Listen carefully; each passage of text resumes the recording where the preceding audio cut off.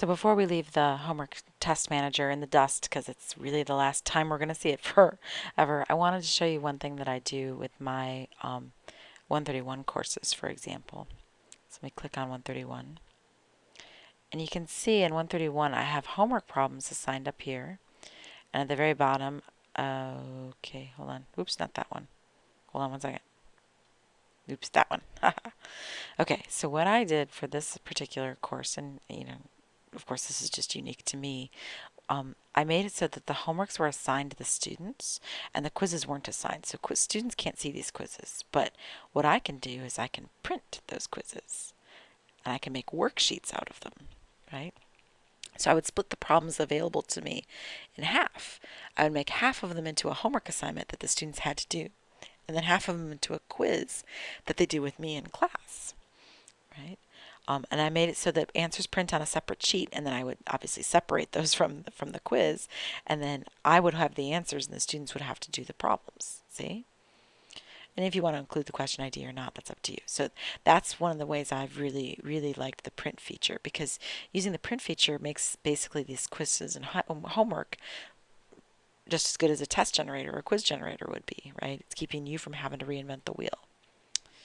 Okay, so that's just the last thing I wanted to show you with that. Hold on one second. All right, so we have seen the settings, homepage manager, homework and test manager. We're done with the homework and test manager. I've done as much of it as I want to do, really. Oh, I should mention, if you click on any one of these, they're in natural order. If you click on them by chapter, it'll rearrange them so that they're in a chapter order. See, it moves the offline ones up, and see the order got changed over here, right? So you can see this guy used to be number 90, but now he's right up here. If you want to change him back to the regular order, you click on order, and it'll put him back in order.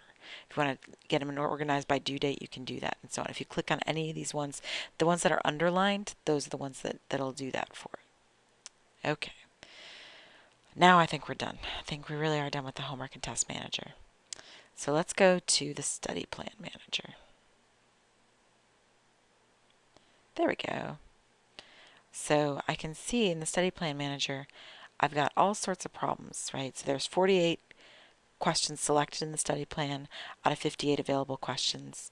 What I did was, if I looked at select coverage, I have all sorts of sections assigned, but I didn't want section 1.6 assigned because I don't want them to cover that section. So I've got 0 questions. There's nothing available. And I can see that out of these 10 questions, I've made homework and test questions out of them, right?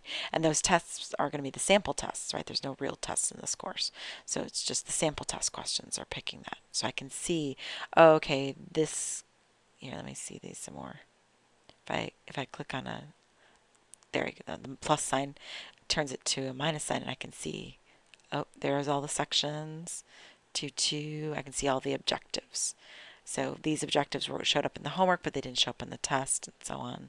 I can see, oh, this whole section showed up in the homework and the test, that kind of thing. Oops, and that one showed up in quizzes because I made a quiz for that section. See? All right, so that's the study plan manager. Up here, you can show the study plan, always show the study plan, show all study plan questions after the student completes at least one assignment, show the study plan topics covered in assignments completed by the student, and you can hide the study plan. So I particularly like to show it. The study plan, let me just remind you, the study plan is available here, and what I like it for is it's available to students at all times. So even after they've taken tests and stuff, they can still come in here and do extra questions, extra problems, except for 4-5, which you can see I turned off. But they're not beholden to time limits and stuff here. They can always do these problems, and they can see what they're associated with. They know that this was a particular problem from the textbook, and they can get lots of help with this. So the study plan is a really nice feature, especially for face-to-face students, because it gives them extra help. And it's always available before the test. It's always available to help them with their quiz questions, all that good stuff, right? It's really great. So I particularly like to leave it open, and I think most instructors do. So they like to show it. All right, that's the study plan manager. Next time we'll start the gradebook.